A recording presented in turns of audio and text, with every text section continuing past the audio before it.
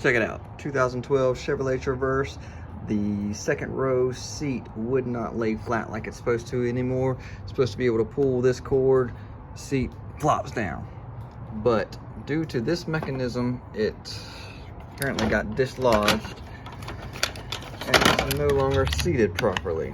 So what we're gonna do is we're gonna put it back down in the hole it's supposed to. We're gonna zip tie the whole housing together. Put a nice little zip tie around this little portion just to hold it real tight. Now, getting to this point is quite a task. If you want to learn how to get there, stay tuned. All right, got our box mounted back in there. Got our little connector pushed in. Got a zip tie like we were talking about, so it holds the housing together pretty well. Of course, it's got 3 little clips that you have to use to get it open. It's only held on the seat by this one screw Torx bit. Now, I still don't like the way it's very loose, so I manufactured me a little block, cut it, notched it, and put it in behind it. Then I'll zip tie that little wood, probably from that portion of that. Everything's zip tied in place. It's not the prettiest, but it doesn't have to be pretty. That is not going anywhere. All right, so to get to this point, it's quite a bit of work. You've got to actually take the seat out of the Traverse, and to get the actual cushion, fabric, and everything off, there's quite a bit of stuff you have to take off. All right, there's cats fighting in my yard. All right, so this is one of the things. You've got to take that completely off. It is just a little Torx head bolt. All right, on the back portion, there's this little seat anchor. It actually just pulls out. It's just got 4 little clips in there. Just yanked it out. Now on this side, of course, the same thing. The lower seat mounts to this port right here.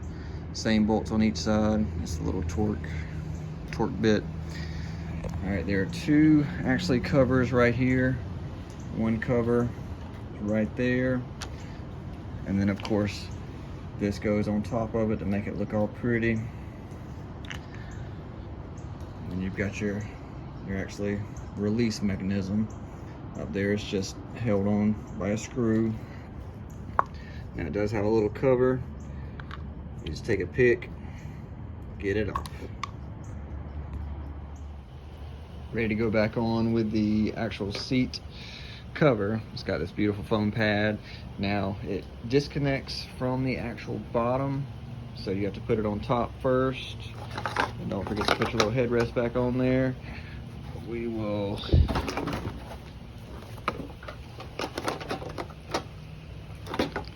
get it in place. Now I'll need 2 hands to do this, so I can't really videotape it, but we'll put that down and then kind of fit everything back down, and I'll show you what it looks like whenever we get it seated. Seat cover back in place. It is rather time consuming. Make sure to get all the places put back in. There's a cover that came off of the back we had to put in. Get all of the bottom put in. This one over here is a little tricky. It's got a little tab back here that's held in place. Now it's actually got 3 points of it that are on here. So you just got to get all 3 of them on.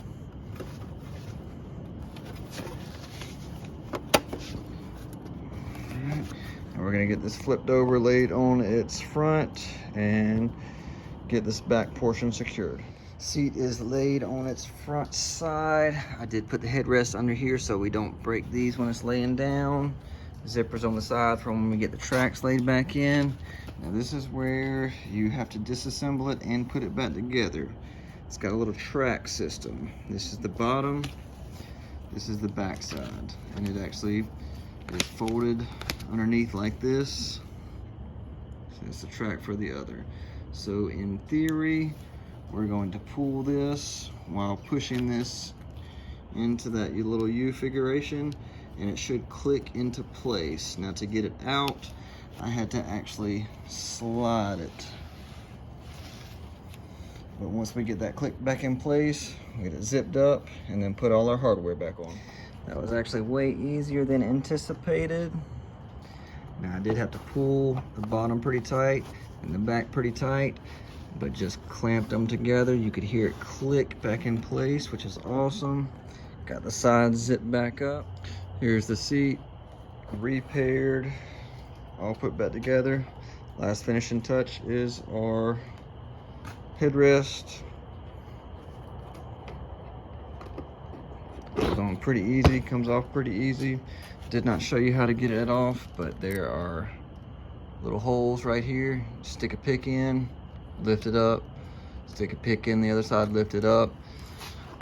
There's that little back plate we're talking about. It just pushes on, pulls off. Got our bolt put back in, cover put back on. Same thing, bolt put back in, cover put back on. Our two pieces back on here. Of course, to get this open, you take a pick on the inside, pop it open, one screw to hold this on, and then two screws to hold on the other plate. It makes getting the rod back in, or not the rod, but the cord back in. This is held on by one screw. Same thing here. You can see a little groove right there. Put your pick in, pop it off. One screw in the back, Phillips head. The rest of them are torque tight. Get in there. All right, so watch the action. Oh, not that one. Sorry. All right, so now it lays down like it's supposed to. All right, that's it. Now, if you do want to see a video of how I got the seat actually in and out, let me know in the comments and we can definitely make one of those. Hope this helps you fix your seat if it doesn't lay down properly.